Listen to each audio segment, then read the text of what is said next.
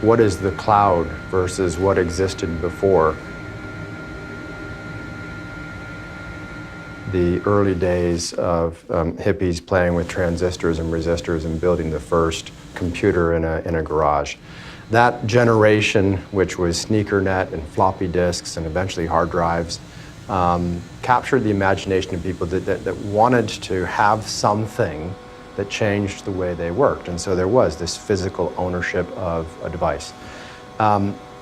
But very quickly we realized that device in and of itself became really inefficient, because all of a sudden, as I started building bigger and bigger applications, I had to mail floppy disks in the post, sometimes quite large numbers.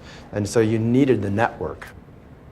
The market immediately grabbed it because the improvements in efficiency with what a geek, a technology person, was allowed to do just massively improved. So this is the spot where the original VAX 780 was. That was a very early model VAX machine, and round and about number 37, as I remember, used to be here.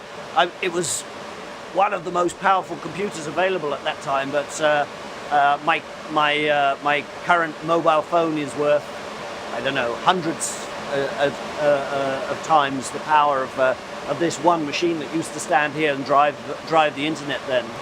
So this was the place where the original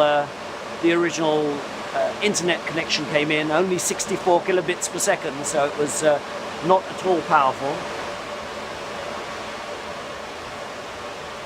I remember Pete Beertemer, who was the person responsible for setting it up, knocked on my door and said, "The internet's connected," and I knew it was coming, so I thought, oh great, just check it out. And I logged into a computer in New York just to see if it was working, and it was. I said, yeah, great, thanks. And that was it. I could collaborate, I could share, and then ultimately I could send emails and attachments.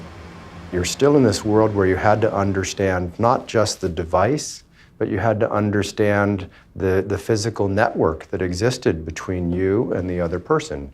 You literally created a link with your modem that then literally hand shook with the other person's modem, and you were both there in front of your computers at the same time, sharing data, talking to each other, having conversations.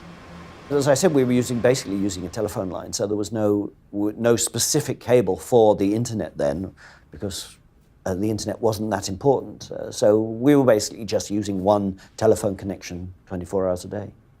Ultimately, the internet just said, you can access any computer anywhere in the world as long as you have its address and you have your rights, your login and your password.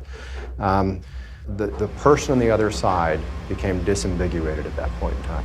We didn't think of it at that moment as a historical moment.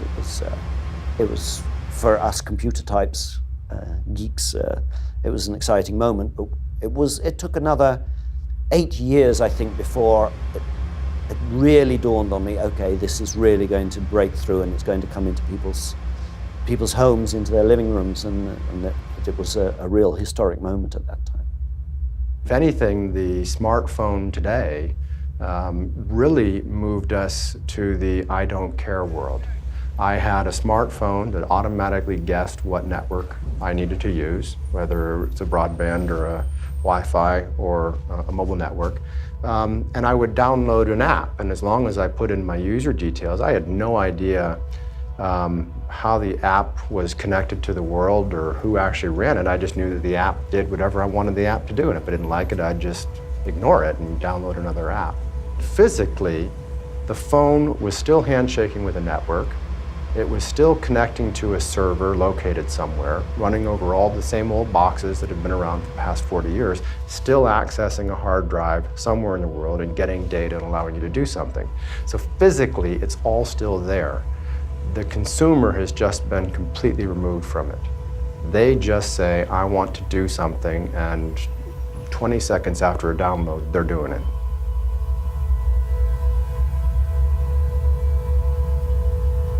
There still is a universe of millions of people who are behind the scenes programming and connecting and building connections and building computers that make all of this happen. But it's become a magical land. And the consumer no longer has to worry about that land and who these people are.